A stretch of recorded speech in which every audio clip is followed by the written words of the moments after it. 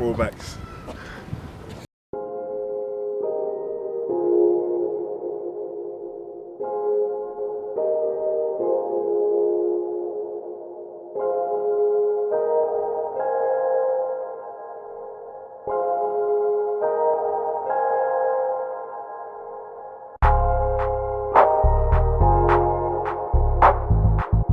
The crazy thing is that I still live in Peckham. I mean, I still live around here. But I remember when I first moved, and the gang violence here was a lot. Like, there's been so many times I've almost been stabbed. Almost been stabbed in this area. Like, I've been moved to, people come and like rob me for my phones. Like, it got to a point where I had to fight somebody just not to get robbed. You know, like.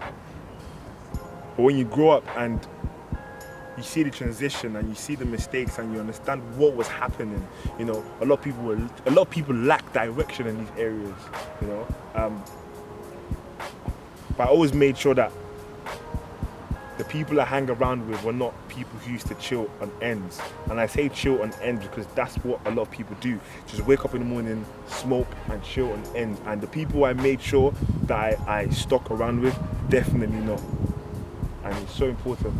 I never used to be outside on the roads anyways though, so if anybody actually tried to rob me, it was on, like, you know, just one day you're just leaving your house and you just get caught in the middle. You just see like 10 guys in front of you.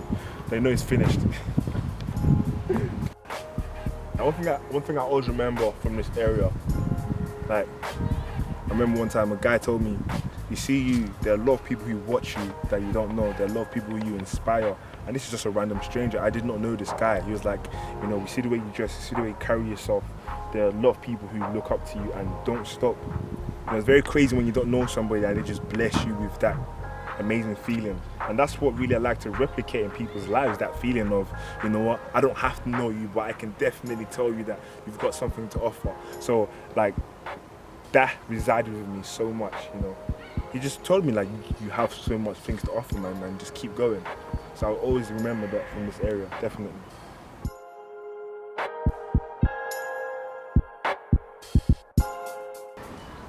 When I first moved to this area, I used to live right here, this place. This is where my experience in this community started. So I'm definitely grateful.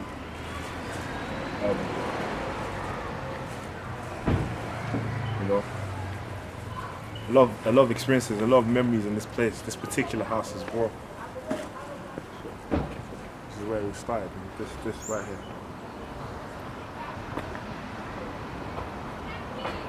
One room on the floor.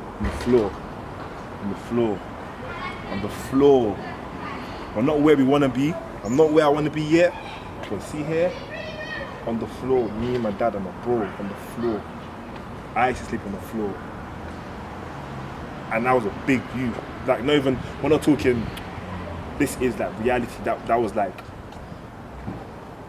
13, 14, 15, 16, 17, 18 on the floor. That's why we work. That's why we work hard every day, connecting dots. It's not just the speaking. Like, motivational speaking is not just speaking. You have to execute. You have to execute big deals. You have to share the vision. If you can't share the vision of what you're trying to do, you're not getting it. There's technical sides to it. You know, you have to be an entrepreneur. You have to create things to help people. You know, if I was just a speaker, that does not mean anything. Everybody can open their mouth to speak, but if you can't create content to serve people, you can't do anything. Yeah, definitely. I love this area though, definitely. I'm so grateful to be from here. I'm grateful to be from here. So, thank God. Still working. Always working. My dad works in Marks and Spencer's. If my story is the only thing I can give to provide for him, that's what I'm going to do. I'm going to hustle. Some of us say you want to be successful. You don't hustle. And I don't mean bad air. I don't mean sell drugs. I'm talking about hustle that creates value. What are you giving to people? So who inspires me? I would say there's a guy called James Rotimi, and in year 11, this guy was the head boy of my secondary school, and in year 11 he started up a business called YBE, Young Black Entrepreneurs. Now, we used to play basketball together, and because of what he showed me, he was the first person that introduced to me the concept of getting a mentor. He was the first person to introduce me to a book called Rich Dad Poor Dad. you know. And the fact that he was the head boy of the school, it inspired me to want to be the head boy of my school as well. He did a competition called the Speak Out Challenge. Because he did that, it inspired me to want to do that as well. And I did the Speak Out Challenge, and I came third overall regionally. So having that person there, especially at such a young age in secondary school, that person who had that mind to set up a company, get a mentor, me watching him doing these things at such a young age had a profound impact on my life. Like literally, I don't have to call any celebrity names. Deep down, I know this person. If I didn't hang out with this person, he would see someone on the road and he'll ask them, what are you doing?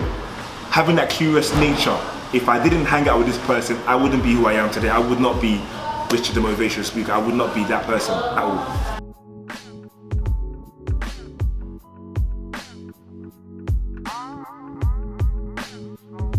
With motivational speaking, it gives me the opportunity to elevate my community by blessing anybody who needs information with core principles.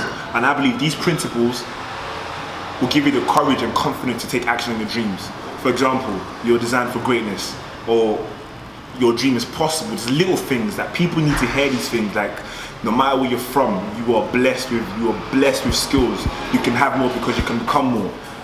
You know, I needed to hear these principles when I was feeling down. There was times when I was dealing with depression and anxiety, that if I wasn't listening to certain things, if I wasn't reading certain books, you know, and I believe that God let me experience whatever I was experiencing in life so I can find out these principles. Now I know these principles, now I'm implementing these principles. I'm using my personality, and I'm passionate about this, and I use this to share, and I use this to bless people, because you have to give to get.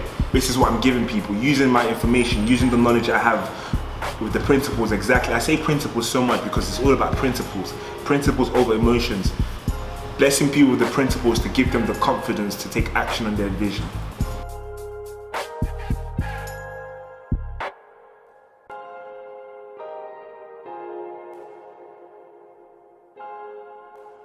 For anybody who wants to be a motivational speaker, like I said, believe in yourself. You have so many amazing things to offer. You were designed and created for phenomenal things. You have experienced what you've been through for a reason. You were designed to bless people. Let your story, share your story, and don't let your insecurities cage you.